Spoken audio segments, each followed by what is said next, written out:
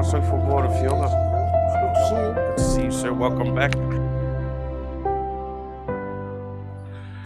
680-pound test gantry, which is the highest limit that it goes. But this is the first time.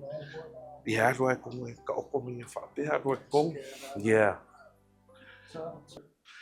So this is the first time the territory's had 2 CT scans, and they're both fully capable. I know in late 2024 there was no CT scan, and then there was a broken CT scan. But just within the past 18 months, we've been able to not only secure one, which is this, and this one now. So they're both new. They're both new. The one in that room, we put it in December 24 to January 2025. So we got it online in early 2025, and then this one is brand new. They both come with full maintenance. We got our techs here that are fully trained, and our biomedical engineers are working with the company for this next course of the year so that they can get fully trained on the continued maintenance of it. Yeah, this is a general GE healthcare. GE is also there. They're doing 2 of the main equipments here at LBJ. One is the CT scan, and the other one is the MRI. Yeah, those are the 2 really main ones that GE's experience in the healthcare field is extensive, especially with these, and our techs are familiar with their equipment. That's one of the main considerations, is to make sure that we can maintain it over a long period of time. In fact, he's the chief at Radiology here. How's it going so far? It's okay, we're testing some patient, but before we proceed actually, we Yeah. have to wait for the physicist Yeah. to make sure that everything is clear, no radiation and everything. So the physicist will come late May Yeah. to test everything, and if it's clear, then we can start using CT full time. Yeah, and that's one of the things that we have to do yearly. There's a specific type of physicist that has to come down and look at not only radiation, gamma waves, and all our x-rays, and they certify the room. They also look at the shielding, and that's one of the requirements for diagnostic, is it has to get a physicist certification. Okay, that's good. How many staff do you have that are trained to do this? At the moment, I think less than 10 because we're short of staff. So we're trying to impress whoever we're trying to encourage some of the staff who are not doing CT. We're trying to train them.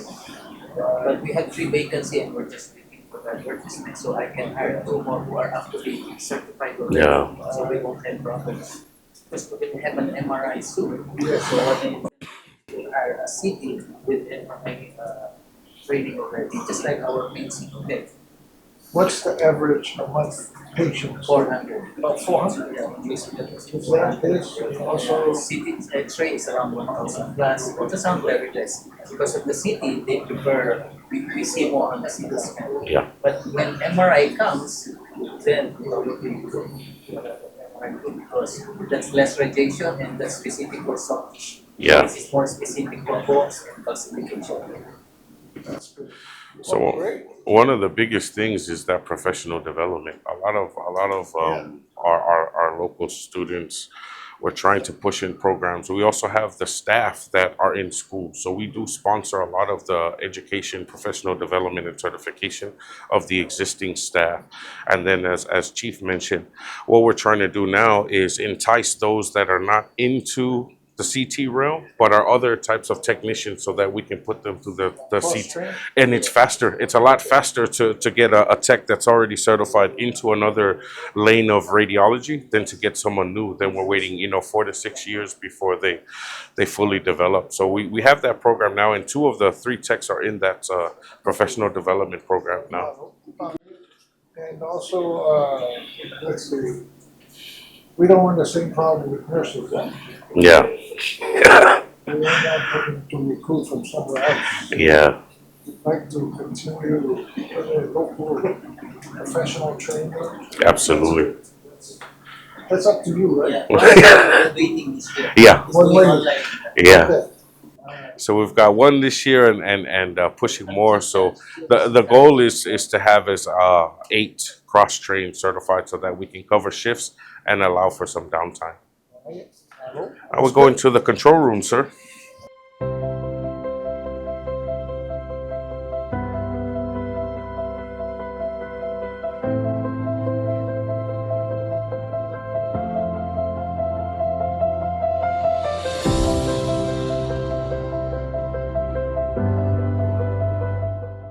Father, he's a safety officer. Brian, he's our safety officer. So they do their safety checks. But all of this equipment, before all the boilers and all that, was all from the 60s. All of this equipment is all brand new here. Yeah, this is the real heart of the hospital right here. Water, power, air. Okay, so the main security window. Yeah, on mga naiiyan ay kamay i. So this is the original power generation plant for that. These are all the original switch gears from when the hospital first started. And those are all the original panels. So this was one of the main priorities. There was 4 critical infrastructures. So the U.S. Army Corps of Engineers came and did an infrastructure review as part of their hospital review.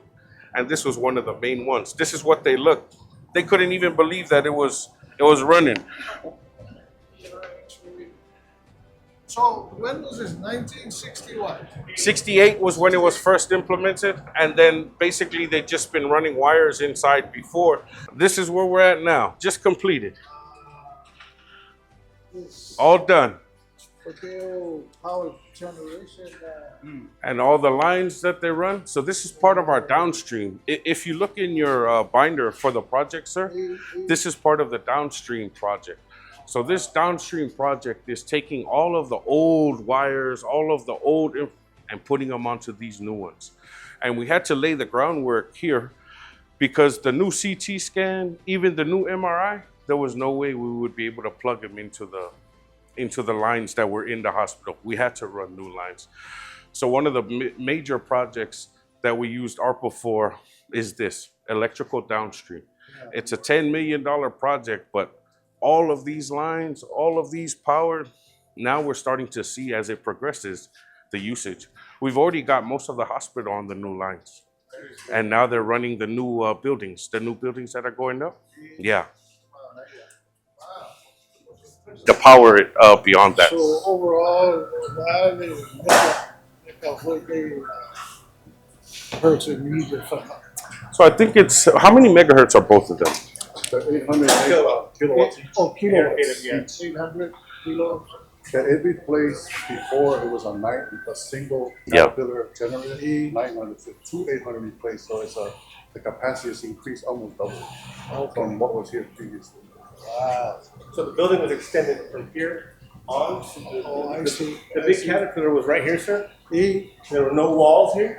And these are the guys that kept it going all night long. And it was so old it had a garden hose in the radiator, right? And so we set this one over there in October of 23.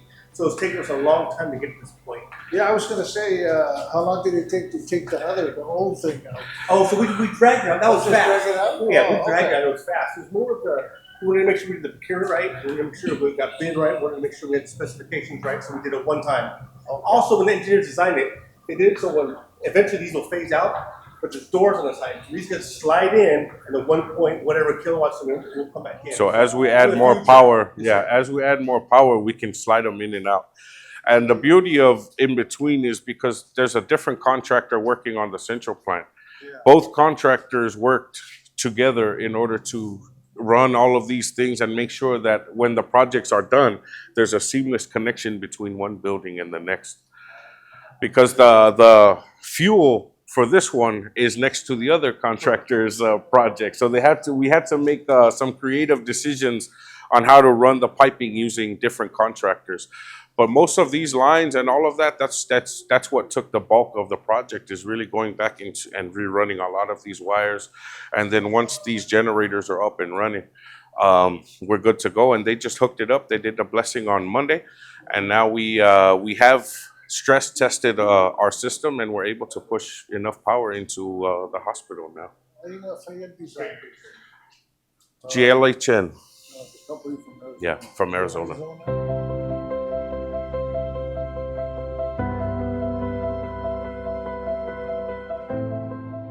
So a company from New Zealand who specializes in deep piling did this project and the project in the front, the ICU. Yeah.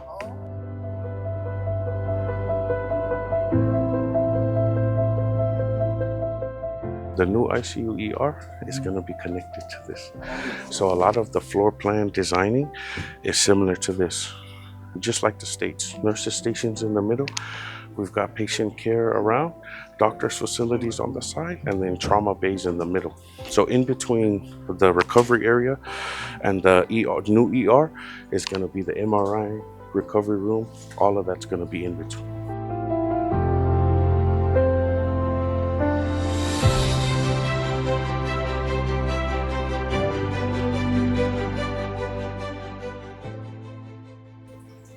How long? The OR, how long did it take them to build that?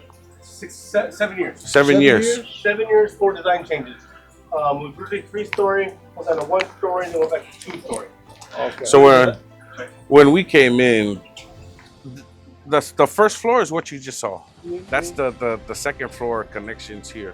Okay. So we finished both the first floor and the second floor, and now we're starting to prepare it because the ICU in the front is going to be at that same height, and then we're going to start to do connections above just to alleviate some stress. The ultimate strategic goal is to have pediatrics in one place, clinic, and the ward. You know, one after the other. So the docs just go to the ward and vice versa. Any emergency, you have the specialist. Kind of like how they do in the States where there's a cardiac unit, a pediatric unit. So we're slowly moving, but the only way to do that is to go up. Yeah, perspective on the OR is the plant you just walked through is the second floor of that. Yeah, My low level. Well, thank you very much for the tour. we appreciate you, My sir. low level engineers and doctors. Before you, so you're not an engineer. No, sir. You're not a doctor. No, sir. So what are you? I'm the director of facilities by day, CO at night. Okay.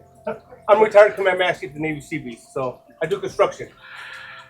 No, I was just trying to label you. Yeah, I I'm see used to it. you're multi. he's a Swiss Army knife. You're multi-purpose label. I just smile and run cold. No. You, my low level. This is. I'm grateful for my low level. Thank you, sir. To all of you. Thank you so much, sir. And, you know, people complain, but I think I see the progress. Yes, sir. Yeah, hopefully this year, next year, we continue to. Oh, yeah. And yeah, there's gonna be good changes coming. Yes, sir. I believe that. And I think for the not only LBJ, the health issue, Yeah. we're trying to coordinate everything. Yeah. It'll be that way. Most of our diaspora folks would want to Come come back, visit. yeah. You know, some come and Absolutely. die over here who've been away too long. My Lord, makes me, I'm very encouraged. Yes, sir. Thank you for all the good work. Thank you so much, We'll sir. see you We guys appreciate later, that. huh? Of Skydava Rafio. My Lord, Thank you, sir. Thank you. Hey, see you. See you, man. Yeah, man.